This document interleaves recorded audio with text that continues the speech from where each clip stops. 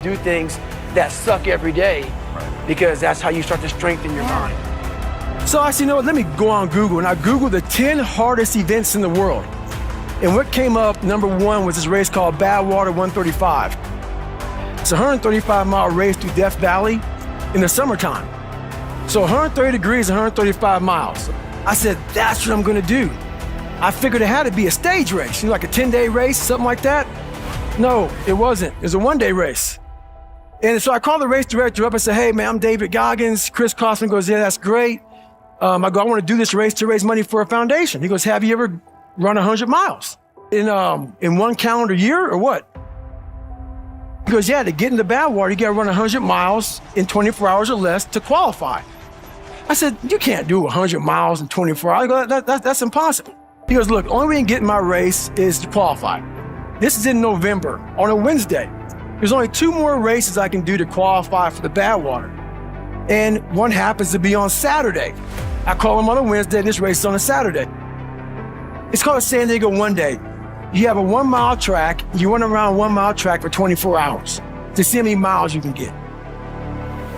And I get all my gear. I get a blue lawn chair, Mileplex, and Ritz crackers. That's all I have for a 100-mile race.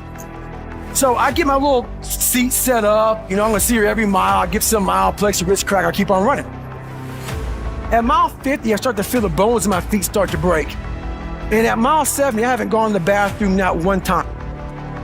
And this is when I realized that as a human being, through all my 3 hell weeks, my Ranger school, my Air Force training, my childhood, everything I've done in my life, it has been very painful, very painful.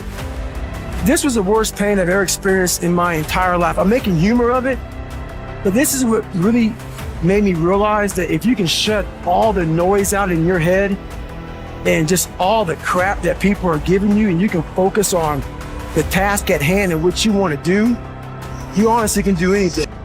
I became very obsessed with finding out more, because I'm like, I came from this horrible human being in my mind to this person who's now amongst uncommon men. And I wanted to then become the most uncommon of uncommon men because of where I came from. It was almost like a live autopsy on myself. I'm like, wow, you don't need to be anything to be truly amazing.